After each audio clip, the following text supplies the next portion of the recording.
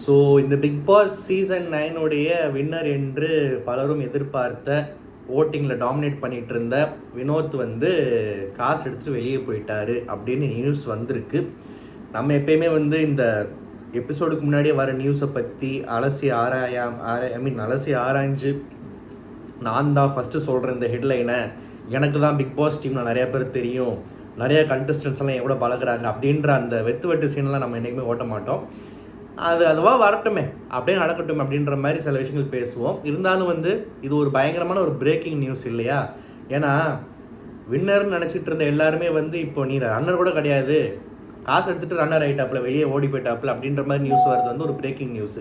So அதை சொல்லாமல் நான் பாட்டுக்கு இன்றைக்கி உட்காந்து வழக்கம் போல் வந்து இன்றைக்கி வினோத் அப்படி பண்ணார் இப்படி பண்ணாருன்னு பேசிட்டு இருந்தனால அதில் அர்த்தமே இருக்காது. ரிவ்யூக்குள்ளே போகிறதுக்கு முன்னாடி அதை பற்றி பேசத்தான் ஆகணும்.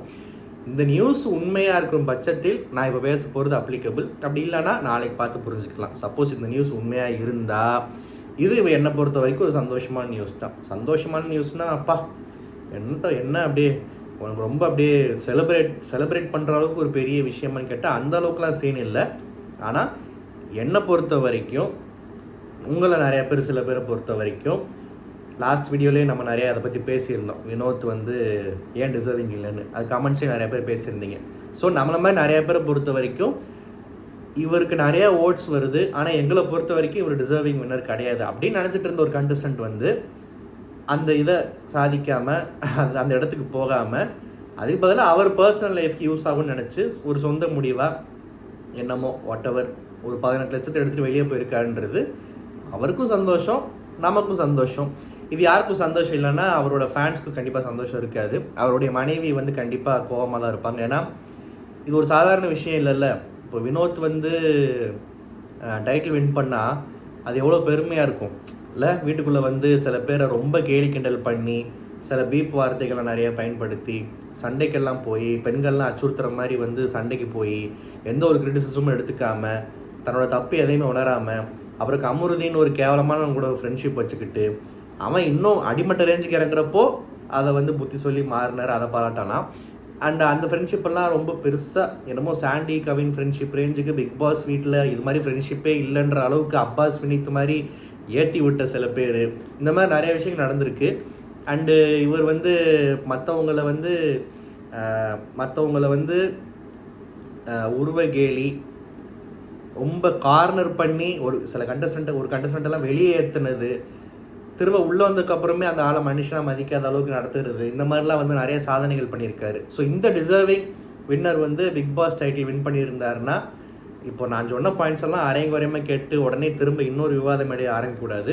யாருக்காவது வந்து ஏன் வினோத் டிசர்விங் இல்லைன்னு இவருக்கு தோணுதுன்னு புதுசாக வீடியோ பார்க்குறவங்க யாராவது இருந்தீங்கன்னா போய் 1 மாதம் ரிவ்யூ முடிஞ்சால் பாருங்கள். அவ்வளோ டைம் இல்லைன்னா இதுக்கு முன்னாடி போட்ட வீடியோ பார்த்தா கூட ஓகே தான். ஓகேவா? நிறைய பேருக்கு வந்து எக்ஸாக்ட்லி ப்ரோ நீங்கள் சொன்ன மாதிரி எங்களுக்கும் அது தோணுச்சு அப்படின்ற அந்த மாதிரி நண்பர்கள் தோழிகளுக்கு வந்து உண்மையாகவே வந்து ரொம்ப சந்தோஷம் நம்ம இது சிங்க் ஆனதில்.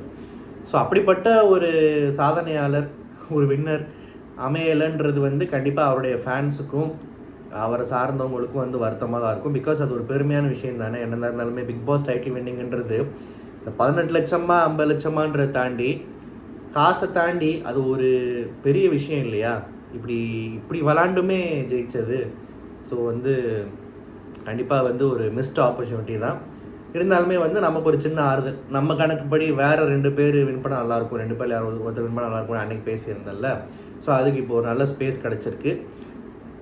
யாருமே வந்து பர்ஃபெக்ட் கிடையாது. இப்போ வந்து யார் ஜெயித்தாலுமே வந்து அவங்க எந்த தப்புமே பண்ணலையா, ரொம்ப சூப்பராக பர்ஃபெக்டான்னு கேட்டால் இந்த பிக் பாஸோடைய நான் அன்றைக்கே சொன்னேன், மோஸ்ட் ஆர்கானிக் உண்மையான யதார்த்தமான சீசன் 1 வின்னர் ஆறவே வந்து ரொம்ப நல்லவன்ற மாதிரிலாம் கிடையாது கேம்லலாம் பார்த்தீங்கன்னா. ஆனால் வின்னர் அவ்வளோதான், அந்த மாதிரி தான். ஸோ அதனால் வந்து இருந்தாலும் ஒருத்தருக்கு நிறைய ஓட்டு வந்துருச்சுன்னா உடனே வந்து அவருக்கு சப்போர்ட் பண்ணிடணுமா? மக்கள் கருத்தே மகேசன் தீர்ப்பு அப்படின்ற மாதிரி வந்து அந்த மகேசன் எவன் தெரில, ஆனால் எல்லோரும் சொல்கிறாங்க, நானும் சொல்கிறேன். அவரை பற்றி பேசினா அவரை பற்றி எல்லோரும் ஓட்டு போட்டு எல்லோரும் சப்போர்ட் பண்ணுற ஒரு கண்டஸ்டண்ட்டுக்கு தான் ஒரு விமர்சனம் பண்ணுற ஒரு ரிவ்யூவரோ ஒரு ஆடியன்ஸாவோ நமக்கும் பிடிக்கணும். அதுக்கு ஃபேவராக தான் பேசணும். அப்போ தான் லைக்ஸ் வரும், வியூஸ் வரும். இல்லாட்டி எல்லாருமே கமெண்ட்டில் ஒத்து போவாங்க. அப்படின்லாம் பண்ணால் வந்து நமக்கு நிம்மதியாக தூக்கம் வராது. அது நம்ம என்றைக்குமே பண்ணதில்லை. இவ்வளோ ஏங்க ராஜு எந்த தப்பும் பண்ணலை. அந்த சீசனே ஃபுல்லாக பாசிட்டிவிட்டி ஃபன்னு தான். ராஜுவே வந்து சில விஷயங்களை பிடிக்கலை, ரொம்ப ஈஸியாக ஜெயிச்சுட்டு போயிட்டாருன்னு சொல்லிட்டு நிறைய விமர்சனம் வச்சுருக்கோம். அதனால் வந்து அப்போ கானா வினோத்துக்கெலாம் என்ன சொல்லவா வேணும், சும்மாலாம் சப்போர்ட் பண்ணிட முடியுமா? ஸோ எஸ், என்னை பொறுத்த வரைக்கும், உங்களை நிறைய பேரை பொறுத்த வரைக்கும் இவர் டிசர்விங் வின்னராக ஆகிறதுக்கு உடன்பாடே இல்லை அப்படின்ற நிறைய பேர் சொன்னீங்கல்ல, அது நடக்காமல் போனது ஒரு நல்ல விஷயந்தான். காசு எடுத்துகிட்டு போயிட்டாருன்றது ஒரு ட்விஸ்ட்டு தான். இது வந்து நமக்கு நல்ல விஷயன்றதை விட இந்த கேமுக்கு இது நல்ல விஷயம். ஏன்னா இப்போது இன்னும் கொஞ்சம் சுவாரஸ்யம் கூடுது. எல்லோரும் இவர் தான் வின்னர்னு நினச்சிட்டு இருந்தவர் காசு எடுத்துகிட்டு போயிட்டாருன்றது ஒரு ட்விஸ்ட்டு தானே. இப்போ அடுத்து வேறு வின்னர் ஆக போகிறான்றது அங்கே ஒரு சுவாரஸ்யம் ஆடாதில்ல. ஸோ இது நல்ல விஷயம் தான் ஆக்சுவலாக. அப்புறம் இன்றைக்கி பார்த்தீங்கன்னா வழக்கம் போல் திவாகரை போட்டு மட்டம் தட்டிட்டு பீப் வார்த்தைகள்லாம் வந்துச்சு, ஊர்வகேலி அது இதெல்லாம் பண்ணிட்டு இருந்தார். ஒரு 80% வினோத் மேலே தப்பு இருந்தாலும் ஒரு 20% வந்து இவர் வினோத்தை நோண்ட மாட்டார். இவர் செய்கிறத பார்த்தா கிண்டல் பண்ண தான் தோணும். பட் அந்த கிண்டல் பண்ணுற விதத்தை வந்து இப்போ சபரிலாம் வந்து நல்ல டாக்டராக பாருங்கன்னு கிண்டல் பண்ண மாதிரி அதெல்லாம் யாருக்கும் திவாகரும் முகம் சொல்லிக்கலை, கோவமும் படலை. நமக்குமே பார்க்குறதுக்கு ஆடியன்ஸுக்குமே வந்து பெருசாக அது வந்து முகம் சொல்லிக்கிற மாதிரி இருக்காது. ஸோ வினோத் பண்ணுற 80% தப்பு ஒரு பக்கம் இருந்தாலுமே இவர் உட்காந்துக்கிட்டு சோப் போட்டுக்கிட்டு ஸ்விம்மிங் பூலில் ஓரமாக படுத்துக்கிட்டு சட்டை போடாமல் கிடக்கிறதெல்லாம் வந்து ஒரு பக்கம் பார்த்தா காமெடியாக தான் இருக்குது. அதை வந்து கிண்டல் பண்ண தான் தோணும். ஆனால் என்ன மாதிரி பேசுகிறோம், ஒருத்தனை கிண்டல் பண்ணாமல் வாழ்க்கையே கிடையாது. நம்ம எத்தனை ஸ்கூல் காலேஜ் ஆஃபீஸ் எத்தனை தாண்டி வரும். நம்ம யாரையுமே வந்து கிண்டல் பண்ணக்கூடாது அப்படின்னா ஒரு தொட்டாச்சி நீங்கள் மாதிரி யாரும் வாழ முடியாது. ஆனால் அது எந்த லெவலு வரைக்கும் போகுது, என்ன மாதிரி வார்த்தைகள், அது அவங்கள எந்த அளவுக்கு ஹர்ட் பண்ணதா இல்லையா, அது ஜாலியாக போதா.